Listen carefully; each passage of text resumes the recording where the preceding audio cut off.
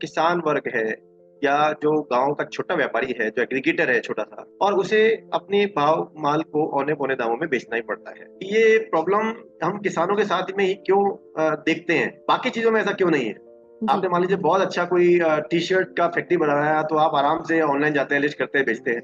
ये यहाँ क्यों नहीं हो पा रहा है? ये तो ये जो बेसिक प्रॉब्लम है, इसको सॉल्व करने के लिए हमने एक नया कॉन्सेप्ट लेकर आए, दैट इज अपना गोदाम। विच मीन्स जहाँ पे कोई मिनिमम स्टॉक रखने की शर्त नहीं है। ओके। अगर एक बोरा भी है तो आप वेयर हाउसिंग यूज कर सकते हैं। नमस्कार दोस्तों, आप सभी का स्वागत है। आज हम एक ऐसे कंपनी के बारे में बात करेंगे जो किसानों के लिए बहुत अच्छे काम कर रहे हैं, जिससे उनको ऑनलाइन अपना पैदावार का सही दाम मिल रहा है। कंपनी का नाम भी बहुत इंटरेस्टिंग है, जो कि है अपना गोदाम। स्वागत है सर आपका हमारे चैनल में। आप थैंक यू। अपने और अपने कंपनी के बारे में हमारे दर्शकों को बताएं। Thank you so much Shayari for giving me this platform. अपना गोदाम जो कंपनी का एक नाम या ये जो हमने रखा है, इसके पीछे एक स्टोरी है। देखिए, हम जितने भी अनाज हम कंज्यूम करते हैं, जो हम यूज में कंजम्पशन करते हैं, वो उसकी पैदावार किसी पर्टिकुलर एक सीजन में होती है और उसे 12 महीने हम उपभोग करते हैं। तो इस दौरान वो कहीं ना कहीं स्टॉक होना होता है। अनफॉर्चुनेटली जो किसान वर्ग है वो इसे पैदावार के तुरंत बाद बेच देते हैं, जिससे उन्हें अच्छे भाव नहीं मिल पाते, क्योंकि उस समय सप्लाई ज्यादा हो जाती है और डिमांड रहती नहीं है। और अक्सर ये सारा स्टॉक जो करने का काम है, ये जनरली कमोडिटी ट्रेडिंग कंपनीज हैं, स्टॉकिस्ट हैं, वो लोग इसे यूज कर पाते हैं। और उन लोगों के पास अपने खुद ही के वेयर हाउसेज होते हैं, उनके पास खुद ही के फाइनेंशियल रिसोर्सेज होते हैं, जिसकी वजह से वो ये सब कर पाते हैं। लेकिन जो किसान वर्ग है या जो गांव का छोटा व्यापारी है, जो एग्रीगेटर है छोटा सा, वो ये सब फैसिलिटीज यूज नहीं कर पाता है और उसे अपने भाव माल को औने पौने दामों में बेचना ही पड़ता है। जी। तो हमने ये प्रॉब्लम को बहुत क्लोजली वॉच किया कि जो जितने भी वेयर हाउसेज देश में बने हैं, वो सब एक डिजाइन बाय डिजाइन ही बड़े लेवल या एक बड़े साइज के स्टॉक के लिए है। अब देखिए, जैसे एक वेयरहाउस में जो स्टैक होता है, हम्म। जिसमें स्टैकिंग पैटर्न होता है, वो है 20 फीट इंटू 30 फीट, अच्छा। जिसमें 150 टन माल स्टॉक किया जाता है। अब अगर हम वेयरहाउस की डिजाइन के हिसाब से चले, तो हर वो व्यक्ति जो कम से कम 150 टन स्टॉक वेयरहाउस में लगाएगा, केवल उसे ही भंडारण और ये वित्त की सुविधा मिलेगी, जिसकी वैल्यू अगर मैं गेहूं की भी लूं तो है 30 लाख रुपया। अच्छा। तो बाय डिजाइन ही हमने किसान को और छोटे वर्ग को आउट कर दिया। तो ये जो बेसिक प्रॉब्लम है, इसको सॉल्व करने के लिए हमने एक नया कॉन्सेप्ट लेकर आए, दैट इज अपना गोदाम। विच मीन्स जहाँ पे कोई मिनिमम स्टॉक रखने की शर्त नहीं है। ओके। अगर एक बोरा भी है तो आप वेयर हाउसिंग यूज कर सकते हैं। दैट इज वेयर अपना गोदाम start. I belong to a arhtiya family.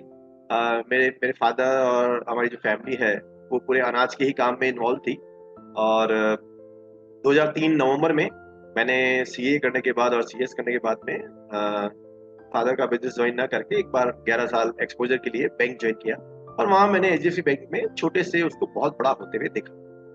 और इस दौरान मुझे एक हमेशा एक अंदर एक कुछ ना कुछ एक मोटिवेशन या एक चैलेंज मुझे लगता रहता था कि ऐसा क्या काम किया जाए जिसमें हम भी इसको खूब बड़ा करें। तो मुझे लगा कि क्यों नहीं हम जो हमारा अनाज का बिजनेस है, उसी में ऐसा कुछ रिवोल्यूशनरी स्टेप लेके आते हैं, जिसमें मिलियंस ऑफ फार्मर्स का की लाइफ में कुछ इम्पैक्ट आए, उनका उनका जो आय का साधन है उसमें कुछ बढ़ोतरी हो और उनकी लाइफ बेहतर हो।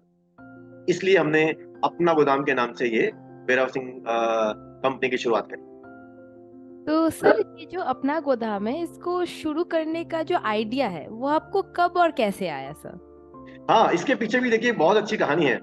मैं किसी एक इनफैक्ट सबसे पहला जो हमने वेयर हाउस बनाया था, वो बिल्कुल जैसे बाकी वेयर हाउसेस बने हुए हैं ऐसा ही बनाया। अच्छा। उसमें बहुत अच्छी हाइट और बहुत लंबा, और वो उसमें केवल 150 टन मिनिमम माल रखने वाला, उस हिसाब से हमने बनाया। लेकिन उसमें हमने ये देख लिया कि छोटा वर्ग तो नहीं आ रहा है, इसमें तो केवल बड़े बड़े व्यापारी और बड़ी कंपनियां ही आ पा रही हैं। हम्म। तो फिर मैं किसी एक काम के सिलसिले से मैं दिल्ली गया।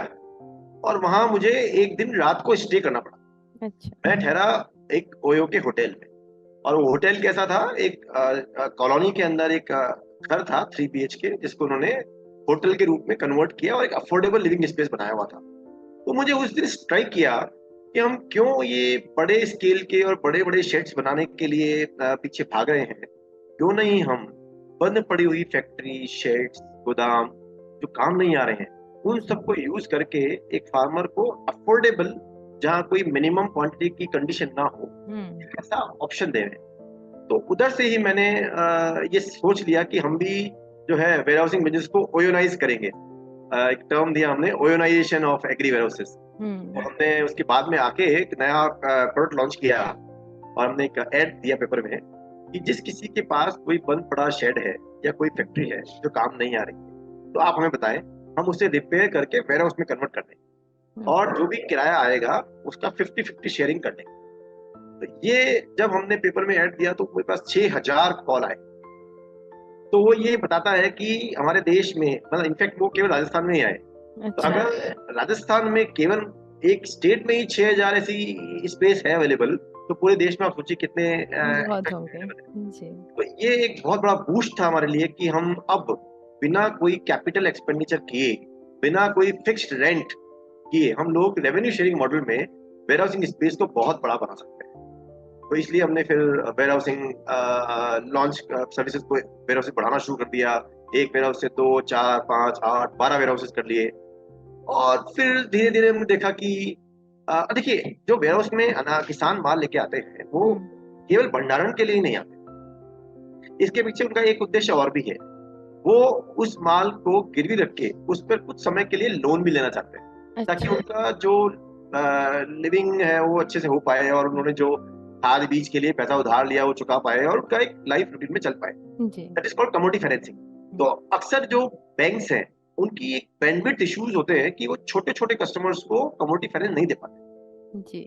वो 1 करोड़ का एक केस करने में खुश रहेंगे, लेकिन अगर उन्हें कहा जाए 1-1 लाख के 100 केस करो तो वो कर नहीं पाते हैं। ऐसा नहीं, करना नहीं चाहते हैं, करना चाहते हैं, but they have their own limitations. So for that reason, we incorporated one NBFC company, our own fintech company, जिसमें हमने डिजिटल कम्युनिटी फाइनेंस देना शुरू कर दिया। तो देखिए, अब सेकंड प्रॉब्लम आई, हमने उसका सॉल्यूशन निकाला। जी। फिर हमने देखा कि अच्छा, लोन भी दे दिया, 10 महीने 11 महीने माल रख भी लिया, किसान को भाव का फायदा भी मिलने लग गया। लेकिन फिर उसको बेचने के लिए मंडी जाना पड़ता था, क्योंकि किसान का माल तो मंडी में बिकेगा, और मंडी में लेके जाने का मतलब उसका जो एक पैटर्न था जो शुरुआत से वो चला आ रहा था उसको ब्रेक तो नहीं हुआ ना। वो जी। 2 स्टेप्स आपने कर दिए, फिर उसको वहाँ पुराने पैटर्न में जाना पड़ रहा था। तो फिर हमने सोचा इसका भी सॉल्यूशन होना चाहिए। इसी दौरान 2017 में मॉडल एपीएलएम एक्ट रोल आउट हुआ, जिसमें केंद्र सरकार ने सभी राज्यों से रिक्वेस्ट किया कि आप लोग ऑन ट्रेडिंग, कमोडिटी ट्रेडिंग को प्राइवेट सेक्टर के लिए ओपन कीजिए। अच्छा। उसके अंदर 16 राज्यों ने उस रिफॉर्म को अडॉप्ट किया। ओके। तो हमने फिर उस ट्रेडिंग वाले ऐप जो प्रोविजन है उसको भी ऐप में डाल दिया कि भाई अब आप भंडारण भी कीजिए, लोन भी लीजिए और बेच भी ऑनलाइन दीजिए। जी। तो ये करते ही अब किसान का जो तीसरा वाला प्रॉब्लम है वो भी सॉल्व हो गया। अब जब हमने छोटे छोटे वेयरहाउसेस के अंदर ट्रेडिंग कराना शुरू कर दिया, तो अगला चैलेंज ये आने लग गया कि जो व्यापार, जो मिलर्स है, प्रोसेसर, जिनको ये रॉ मटेरियल चाहिए होता है अपने आटा मिल, दाल मिल या तेल मिल या कोई भी फूड प्रोसेसिंग वो करते हैं उसके लिए चाहिए, तो वो लोग लॉजिस्टिक मैनेज नहीं कर पाते, क्योंकि आपने जो वेयरहाउसेस खोला हुआ है वो बहुत दूर दराज गाँव में छोटा सा वेयरहाउस है, कोई पुराना गोडाउन, पुरानी फैक्ट्री है, और अब जो बायर है वो वहाँ अपना ट्रक लगाना और लेबर की व्यवस्था करना उसके पॉसिबल है नहीं। तो हमने उसके लिए फिर एक लॉजिस्टिक मटेरियल डाल दिया कि हम फार्म पिकअप और फैक्ट्री ड्रॉप दोनों करेंगे। तो अब किसान को अगर माल वेयरहाउस से जमा कराना है तो वो पिकअप भी हम कर लेते हैं, उसके लिए एक लॉजिस्टिक का बटन दे दिया है ऐप में। और अगर किसी को अपना माल मंगाना है फैक्ट्री में तो उसके लिए एक पिकअप का रिक्वेस्ट डाल दो और हम ड्रॉप कर देंगे। तो this is how step by step हमने एक एक डॉट को कनेक्ट करते करते हुए पूरा सर्कल बनाया है, और इस तरीके से एक अपना गोदाम, एक full stack post harvest app बन गया, जिसमें हमने एंड टू एंड सारी सर्विसेज एक ही प्रोडक्ट पे, एक ही ऐप पे दे दी। तो सर देखिए, आपने तो किसानों के जो समस्याएं हैं, ठीक है, वो आपने सॉल्व कर दिए, इतने सारे आप जो सर्विसेज उनको प्रोवाइड कर रहे हैं। तो ये करने के लिए शुरुआती दिनों में आपको कौन कौन से चैलेंजेस का सामना करना पड़ा था सर? देखिए, चैलेंजेस काफी रहे, ऐसा नहीं है कि ये एकदम इजी था और केक वॉक और हम चले गए शुरू करना, हमने ऐसा शुरू किया इसको। जो फार्मर का ट्रस्ट, ये एक मिथ है जब हम कहते जी हैं कि गांव के लोग या किसान लोग टेक्नोलॉजी को अडॉप्ट नहीं कर पाएंगे, वो लोग ऐप कैसे चलाएंगे या उनके मोबाइल फोन होते नहीं होंगे, जी। ये एक जब हम वहां गए फील्ड में तो हमें ये नजर आया कि अगर कहीं किसान को कहीं किसी चीज में फायदा है हम्म। तो वो हम लोगों से ज्यादा कोशिश करता है किसी भी चीज को अपनाने में। जितना एफर्ट एक एक रूर एक अर्बन किसी व्यक्ति को कोई चीज समझाने में लगेगा या जितना समय एफर्ट डालोगे आप, उससे बहुत कम समय, बहुत कम एफर्ट डालना पड़ेगा आपको अगर आप फार्मर के फायदे की बात करोगे। जी। तो इसलिए अच्छा, हमने एक प्रोडक्ट लॉन्च किया अनाज की, ओला उबर। उसमें क्या था कि खेत से माल उठ के वो सीधे ही मिलर के पास चला जाएगा, वेयर हाउस में आएगा ही नहीं। हम्म। ठीक है, that was a pass through transaction. It will not involve any warehousing, storage, finance, nothing, केवल hmm. End to end trade. अच्छा। तो जब हमने उसको लॉन्च किया, उसमें ये था कि जितने भी बायर हैं वो अपना पिन कोड और अपना प्राइस ऐप पे डालते हैं। हम्म। और हमने उस मोबाइल ऐप में एक एल्गोरिदम डिजाइन किया हुआ है जिसमें जैसे ही कोई किसान अपनी ऐप पे रिक्वेस्ट डालता है माल बेचने के लिए, हम्म। सिस्टम उसका पिन कोड फेच कर लेता है और हम्म। सारे बायर्स के पिन कोड से उसकी डिस्टेंस हम्म। कैलकुलेट करके उसकी क्या ट्रांसपोर्टेशन कॉस्ट आने वाली है वो हिस्टोरिकल डेटा के बेसिस पे निकाल कर हम्म। उस ट्रांसपोर्टेशन कॉस्ट को रेस्पेक्टिव बायर्स के बिड प्राइस में लेस करके हमारा commission, government taxes, packing material सब कुछ लेस करके नेट टेक होम प्राइस दिखा देता है किसान। ओके। तो अब किसान को जो ऐप पे भाव दिख रहा है वो वही दिख रहा है जो उसके जेब में मिलने वाला है। तो वाह। इसलिए जो सारे बायर्स में से सबसे अच्छा बायर कौन है, ये डिसाइड करने के लिए उसे कुछ और करने की जरूरत नहीं है। हमने वो फैसला उसके सामने ऐप पे लाके रख दिया। तो जब हम इस तरह के प्रोडक्ट को लॉन्च करने जा रहे थे तो मुझे ये पहला ट्रांजेक्शन करने में 2.5 महीने लग गए, ओके। क्योंकि रोज नया चैलेंज आता था हम्म। कि हम कभी किसी जगह पे हम गए तो वहाँ एक ट्रक जितना माल नहीं होता था, उसका एग्रीगेशन मॉडल तैयार किया। जी। फिर वो फार्मर्स है उनके पास आप बेशक कितनी फायदे की चीज लेके जाओगे, अगर आप लेके जाओगे तो वो इतना अच्छे से नहीं सुनेगा, जी। लेकिन आप किसी लोकल किसी आदमी को साथ लेके जाओगे ना तो वो आपकी बात अच्छे से सुनेगा। सुनेगा तो बिल्कुल। हमें ये भी रियलाइज हो गया कि भाई अगर हम सोचे कि केवल ऐप से सारा कुछ होने वाला है तो नहीं होने वाला, हम्म। आपको लोकल किसी आदमी को मीडिएटर बनाना पड़ेगा। जी। हाँ, ये है कि जो मीडिएटर आज है उसके बनिस्पत आपको एक अलग तरीके का मीडिएटर चाहिए जो हम्म। आपको अलग तरीके से हेल्प करे। तो हमने एक एक लॉजिस्टिक पार्टनर की एक ऐप और बनाई जिसमें हमने क्या किया कि जैसे ही कोई किसान बटन दबाता है तो उसका अलर्ट जाता है सबसे नजदीकी हमारे एजेंट के पास, ओके। और वो एजेंट तुरंत जाके उसको हैंडल लेता है कि बताइए सर, आप माल बेचा जाते हैं, आपका ये भाव दिख रहा है। तो तुरंत उसका क्वालिटी चेक कर लेता है, पैकेजिंग मटेरियल लेके जाता है, वहीं पैक कर देता है, ट्रक कॉल कर लेता है, ट्रक में लोड कर देता है और वो माल को बायर को डिस्पैच कर देता है। तो इस तरीके से एक मीडिएटर का नेटवर्क हमने तैयार किया, that is called logistic partner network. तो वो जो लॉजिस्टिक पार्टनर है वो उनकी भाषा में बात करता है, लोकल लैंग्वेज में उनसे डील जी। करता है, जी। हमारी बात उनको समझाता है। जी। और जब मैंने पहला ट्रांजेक्शन किया 2.5 महीने के बाद, उसके 3 दिन के बाद 250 रिक्वेस्ट ऐप पर डेली आने लग गई। और हमारे जो एजेंट्स हैं वो इतना हैंडल ही नहीं कर पाए कि हमें तुरंत हमारा जो जोग्राफिकल एरिया ऑपरेशन था उसको हमें शॉर्ट करना पड़ा। तो सर रिस्पॉन्स आपका बहुत ही बढ़िया आ रहा है कस्टमर बहुत से, बढ़िया। लोकल से। हाँ, ओके। तो सर ये जो हमारे किसान भाई है जो आप समस्याओं के बारे में बता रहे थे, उनका मेन समस्या उनका ये है कि वो अपने पैदावार को बेच भी पा रहे तो उनको अच्छा दाम नहीं मिल रहा है। तो ये क्यों हो रहा है समस्या सर? ये आपने बहुत ही अच्छा सवाल किया है कि ये प्रॉब्लम हम किसानों के साथ में ही क्यों देखते हैं, बाकी चीजों में ऐसा क्यों नहीं है। जी। आपने मान लीजिए बहुत अच्छा कोई टी-शर्ट का फैक्ट्री बनाया तो आप आराम से ऑनलाइन जाते हैं, लिस्ट करते हैं, बेचते हैं।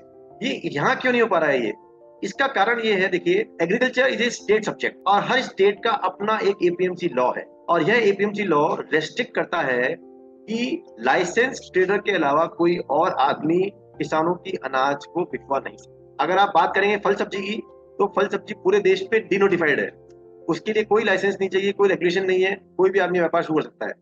लेकिन अगर आप बात करेंगे अनाज की, तो it is still a regulated item in which somebody who wants to get into trade of commodity needs to take a separate license from the nearest APMC। पर जैसा मैंने आपको बताया कि ये जो मॉडल एपीएलएम एक्ट आया जहां पे इन्होंने प्राइवेट मंडीज या ऑनलाइन ट्रेडिंग एप्स को अलाउ किया है, ये एक गेम चेंजर साबित होगा, क्योंकि इसके अंदर एक प्रोविजन है, जो कोई आदमी इस ऐप को डाउनलोड करता है या इस ऐप के थ्रू व्यापार करता है तो उसके ट्रेड को लाइसेंस माना जाएगा और उसका जो भी टैक्स बनेगा उसकी जिम्मेदारी ऐप ऑपरेटर की रहेगी। तो इस तरीके से हर आदमी को काम करने के लिए अलग से कोई लाइसेंस लेने की जरूरत नहीं है। मोबाइल पे प्ले स्टोर पे जाके ऐप डाउनलोड कीजिए और आप कमोडिटी ट्रेडर बन गए। So that's the beauty of this online trading channel. तो सर देखिए, जैसे कि आपके साथ जो किसान जुड़े हुए हैं वो तो अपनी फसल की कटाई खुद ही करते हैं, लेकिन उनके लिए बहुत ही समस्या एक चीज हो जाती है, ग्रेडिंग सॉर्टिंग करना, जो सेल करने के लिए बहुत इंपॉर्टेंट होता है। तो क्या आप खुद वो ग्रेडिंग सॉर्टिंग आप उनके लिए कर देते हैं या किसी टेक्नोलॉजी के थ्रू से आप उनको हेल्प करते हैं सर? देखिए, ये किसी भी नई कमोडिटी को समझने के लिए या उस कमोडिटी को हमारे एम्बिट में लाने के लिए हमें जो भी कुछ करना पड़ता है हम करते हैं। जैसे मान लीजिए राजस्थान की ग्राउंडनट, वो फेमस है, ये रोड साइड ठेला वाला जो सेक के बेचते हैं वहां काम आती है। तो हमें उसके अंदर ग्रेडिंग करनी पड़ती है, तो हमने जगह जगह हमारे ग्रेडिंग प्लांट्स डाल दिए। जो भी छोटा सा प्लांट आता है इसमें हमने उसका इन्वेस्टमेंट किया। But if you ask me कि हर कमोडिटी के लिए या हर लोकेशन के लिए हम ऐसा कोई समाधान लेके आएंगे, तो आई वुड से कि देखिए, एग्रीकल्चर में बहुत सारी प्रॉब्लम्स है जो सॉल्व करनी है। अगर सारी प्रॉब्लम मैं सॉल्व करने बैठूंगा तो कुछ भी सॉल्व नहीं होगा। इसलिए मुझे किसी एक चीज पे फोकस करना है, और वो फोकस क्या है कि पोस्ट हार्वेस्ट मार्केट लिंकेज में जो इंडस्ट्रियल रॉ मटेरियल की तरह काम आता है, जिसमें मुझे कोई मेहनत करनी नहीं पड़ रही है, एक्स्ट्रा कुछ करना नहीं पड़ रहा है, तो ही हम सक्सेसफुल हो पाएंगे। अगर उसमें मुझे कुछ मैनुअल ऑपरेशंस करने पड़ रहे हैं, then I will lose my scalability there. हम लोग जैसलमेर के किसानों की ग्राउंडनट को सीधे ही बिहार के स्ट्रीट वेंडर्स के पास पहुंचाते हैं, और इस तरीके की एक जो कॉस्ट इफेक्टिव और शेयर्ड मॉडल जो है उससे हम ग्रेडिंग करवा के बेच रहे हैं। तो सर क्या उससे क्वालिटी का कुछ ऐसे इश्यू नहीं होता है, क्योंकि जो छोटे किसान है वो खुद तो ग्रेडिंग या सॉर्टिंग आउट कर नहीं पाते हैं सर? शायद देखिए, मैं आपको बताता हूँ, दो चीजें हैं। एक तो है हॉर्टिकल्चर, फल सब्जी, जहाँ पे आप डायरेक्ट कंज्यूम करते हैं, घरों में आप उसको खुद आप खरीदते हैं, तो वहां आपको ये सब चीज चाहिए। गेहूं, जौ, चना, सरसों, आप इन सब चीजों को हम डायरेक्ट कंज्यूम करते नहीं है। अल्टीमेटली पहले किसी फैक्ट्री में जाने हैं, वहां उनका एक प्रोसेस होना है, उसकी पिसाई होनी है या उसकी दाल बननी है या तेल बनना है, उसके बाद वो पैक होकर आपके पास आता है। तो बेसिकली जो नॉन पेरिशेबल कमोडिटी है, B2B स्पेस है, इसमें ये इंडस्ट्री में जाना है, तो वहां इसकी ग्रेडिंग की इतनी इंपॉर्टेंस रहती नहीं है, क्योंकि हर इंडस्ट्री को अपने हिसाब से ग्रेड करना है, हर इंडस्ट्री को अपने हिसाब से डील करना है। तो सर एक और सजेशन हमारे दर्शक आपसे लेना चाहेंगे कि जो छोटे स्तर के जो किसान हैं वो खुद अगर ग्रेडिंग करना चाहते हैं तो उनको कौन से मशीन का इस्तेमाल करना चाहिए आपके हिसाब से? देखिए, ये जो ग्रेडिंग का जो क्वेश्चन है, इसमें पहले तो ये देखना पड़ेगा कि आप जो कमोडिटी सेल कर रहे हैं, क्या उसका मार्केट वो किस तरीके का है। अगर आप कहते हैं कि मेरे पास ऐसा ग्राउंड नट है जिसका साइज बहुत बड़ा है, मुझे साइजिंग करनी है, वहाँ बिल्कुल उन्हें करना पड़ेगा, और उसके लिए मार्केट में मोबाइल साइजिंग मशीन आती है, ग्रेडिंग मशीन आती है, जो हमने भी इसका टेस्टिंग भी किया है, जिसमें वो टायर माउंटेड होती है और वो ट्रैक्टर के पीछे टोचन होके और सब जगह ट्रेवल करती है, और वहां पे उसको हम ग्रेडिंग करके सेल करवाते हैं। हमने उसका प्रयोग किया भी है। तो वो कम्युनिटी बेस्ड सॉल्यूशन है जो हम निकालते हैं। तो सर आपने जैसे बताया कि आप अपने ऐप के थ्रू से भी एंड ऑफलाइन में भी किसानों को बहुत सारे सर्विसेज प्रोवाइड कर रहे हैं, तो इससे उनका क्या फायदा हो रहा है और कितने किसान अभी आपसे जुड़े हुए हैं सर? देखिए, सबसे इम्पोर्टेंट बात जो जानने की है वो ये है कि कोई भी किसान माल बेचना चाहता है और उसके लिए हजारों ऐप मार्केट में है। बहुत सारे लोग ये सब काम करते हैं कि डायरेक्ट कनेक्ट आते हैं। वो बायर्स की लिस्ट एक जगह हम डाल देते हैं, फार्मर्स की लिस्ट एक जगह डाल देते हैं, लेकिन उन दोनों के बीच में ट्रेड नहीं हो पाता। फार्मर को ऐप में दिख रहा है कि हैदराबाद में एक बायर है जो मेरा गेहूं इतने में खरीदने को तैयार है, कर्नाटका में एक बायर है उसका प्राइस ये बहुत अच्छा प्राइस दे रहा है, उसको मैं बेचना चाहता हूँ, दिल्ली में एक आदमी उसका ये प्राइस है, बट फिर भी वो ट्रेड क्यों नहीं हो पाता है? वो ट्रेड इसलिए नहीं हो पाता है कि किसी भी व्यापार को करने के तीन स्तंभ है: quality, delivery and payment. Who will take care of quality, who will take care of delivery and who will take care of payment. तो इन तीनों चीजों को आप सॉल्व नहीं करेंगे तब तक वो एक प्राइस डिस्कवरी ही होगा, एग्जीक्यूशन नहीं हो पाएगा। और एग्जीक्यूशन करने के लिए आपको एक थर्ड पार्टी नेटवर्क की जरूरत पड़ती है, जो हमने तैयार किया है, लॉजिस्टिक पार्टनर नेटवर्क। वो लॉजिस्टिक पार्टनर नेटवर्क में वही लॉजिस्टिक पार्टनर जाता है किसान के पास में, वहीं उसको क्वालिटी चेक करता है, वहीं पैक करता है, वहीं सेल करता है। तो इसी तरीके से हम न केवल प्राइस डिस्कवरी में उसकी हेल्प करते हैं, बल्कि उस ट्रांजैक्शन को एग्जीक्यूट करने के लिए जो जो चीजें चाहिए वो भी हम करा रहे हैं। तो तभी जाके फार्मर को रियल सेंस में कोई बेनिफिट उसके जेब में आता है। और अभी सर आपका मंथली टर्नओवर कितना हो रहा है सर अभी? देखिए, हमारे अनाज की लाइन में थोड़ा सा मंथली की जगह थोड़ा सीजन से चलता है, रबी और जी खरीफ। जी जी। So last year we did 42 crore rupees wow. turnover, and this year we are about to cross 100 crore. Wow, that's great sir. तो सर ये अपना गोदाम जो आपने खुद बनाया है अपने हाथों से, इसको लेके आपका फ्यूचर गोल्स क्या है सर? पूरे देश में 3 लाख गांव है, और हर गांव में कम से कम 2 या 3 स्मॉल एग्रीगेटर्स हैं जो छोटे छोटे माल को इकट्ठा करते हैं और एक ट्रक लोड बनाते हैं ताकि इस माल को दूर बेचा जा सके। तो वो जो 3 लाख या 6 लाख जो एग्रीगेटर्स हैं, हम सबसे पहले उन सब एग्रीगेटर्स को हमारे ऐप पे, नेटवर्क पे जोड़ना चाहिए, ताकि वो लोग जो प्राइस डिस्कवरी में पार्टिसिपेट कर पाए और पूरे देश में जो सबसे अच्छा बायर है वो उनके सामने आ पाए और वो उसको सप्लाई कर पाए। तो हमारा ये टारगेट है कि हम ये जो ऐप है इसको जो एग्जिस्टिंग रिसोर्सेज हैं, मुझे कोई नए नेटवर्क, नए एजेंट्स बनाने की जरूरत नहीं है। वो एजेंट्स ऑलरेडी हैं वहाँ पे, वो काम कर रहे हैं, इनफॉर्मल तरीके से कर रहे हैं। वो कैश में खरीदते हैं, फिर उसको इकट्ठा करते हैं, फिर मंडी में ले जाके बेचते हैं। हम उन्हीं को हमारी ऐप पे कन्वर्ट कर रहे हैं कि वो जो एग्रीगेशन करते हैं उसको एग्रीगेशन के बाद में उससे वो ऑनलाइन ही सेल करें। तो ये हमारा टारगेट है कि हमें सारे गाँव में पहुंचना है। बहुत बहुत धन्यवाद सर, हमारे किसानों के लिए ऐसा एक ऑनलाइन मार्केट प्लेस बनाया है आपने, जहाँ पे कि वो खाली अपना प्रोडक्ट जो है, अपना पैदावार जो है बेच ही नहीं सकते, उसके ऊपर लोन भी ले सकते हैं। फ्यूचर में हम चाहेंगे बिल्कुल कि ऐसे और भी अच्छे अच्छे आइडियाज आप लेकर आए हमारे किसान भाइयों के लिए। टूल्स विला टीम की ओर से सर बहुत बहुत शुभकामनाएं आपके लिए। Thank you so much. Ji.